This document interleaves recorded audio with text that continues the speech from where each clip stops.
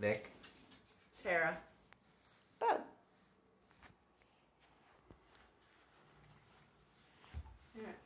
It all began on March 3rd, 1887. Anne Sullivan was sent to a family where she then met their daughter, Helen Keller, who was blind and deaf. Little did she know at that time that she would go on to teach one of the most significant women in history. She started out by placing Helen's hand underwater and spelling out W-A-T-E-R in sign language on the palm of her hand. At this point, Helen was only 19 months old when she had lost her sight and hearing, so she did not know any words. She didn't know how to speak or anything like that in any way to communicate. So that was the first way to communicate that Helen became familiar with. When she was diagnosed at the time in 1882, they called the disease the brain fever. However, in today's terms, they would assume that it was scarlet fever or meningitis due to it gave her such a high body temperature that she lost her sight and hearing. However, it's still a mystery and it cannot be 100% proven to what exactly it was that took her sight and hearing back then. An annual report from 2016 in the U.S. stated that less than 1% of those 5 years and younger have a disability. 5.4% of those ages between 5 and 17 have a disability, and 10.5% between the ages of 18 and 64 have a disability. With the increasing rate of disabled persons in today's society, Helen Keller is extremely significant for breaking the stereotypical barriers back then for people with disabilities, so that today, as the rate increases with those with disabilities, they have a role model to look up to prove to them that they may have physical disabilities and limits, but their expectations for life do not have limits. They can still live a long, healthy, and successful life. Now, when Helen was old enough to attend college, she had met Mark Twain, who had introduced her to a friend that was an oil executive. At that time, that oil executive was so impressed by Helen Keller and her story that became so big in that time that he offered to pay for her college education.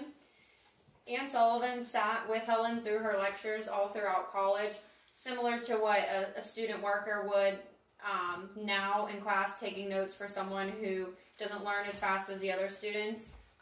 Now that kind of stems back from that too, that they began these programs for those with learning disabilities to help them learn in an educational setting the same as other students do. Helen wrote her own biography at the age of 21. It then went on to become a TV film called The Miracle Worker, and it was also a Broadway play. Throughout the 20th century, Keller went on to challenge social and political issues, including women's suffrage, birth control, and pacifism.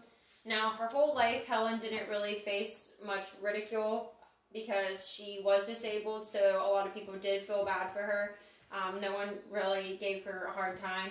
But when she started to challenge the political side of things back in that time, it wasn't too normal for women to speak out about such strong topics.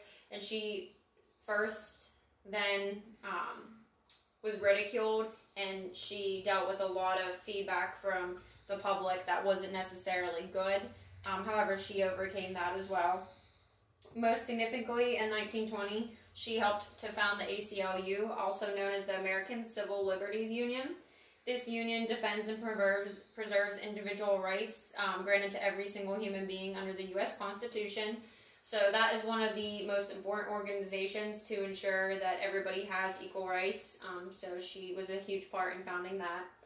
In 1946, she was appointed the Counselor of International Relations for the American Foundation of Overseas Blind. She had traveled to 35 countries over 5 continents, so her impact was not just nationwide, it was worldwide as well. Some of the awards that Helen accrued over her lifetime include the Theodore Roosevelt Distinguished Service Medal in 1936, the Presidential Medal of Freedom in 1964. She was elected to the Women's Hall of Fame in 1965. She was an honorary fellow of the Educational Institute of Scotland. And lastly, she had several honorary doctoral degrees from several universities. She had then passed away in her sleep on June 1st in 1968 at the age of 87. This was just a week or two before her 88th birthday. So back then, a lot of women in general, let alone people with disabilities, didn't live to that life expectancy. So it was pretty significant as well that she lived such a long and successful life given her disabilities. Now, one of my favorite quotes that I'd found in my research was from Anne Sullivan.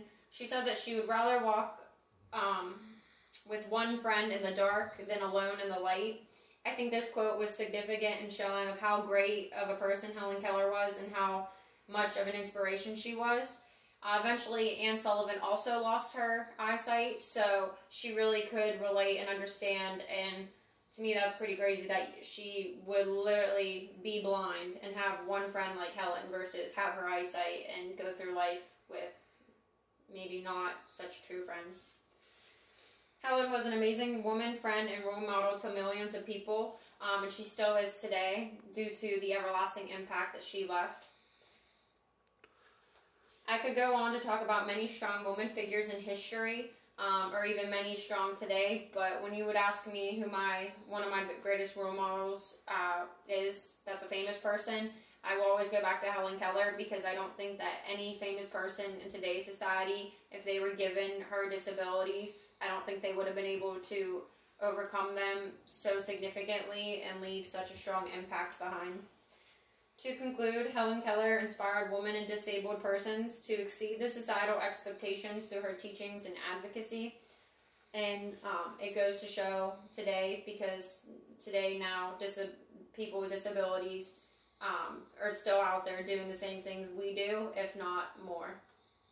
Does anybody have any questions? No. No. No. All right.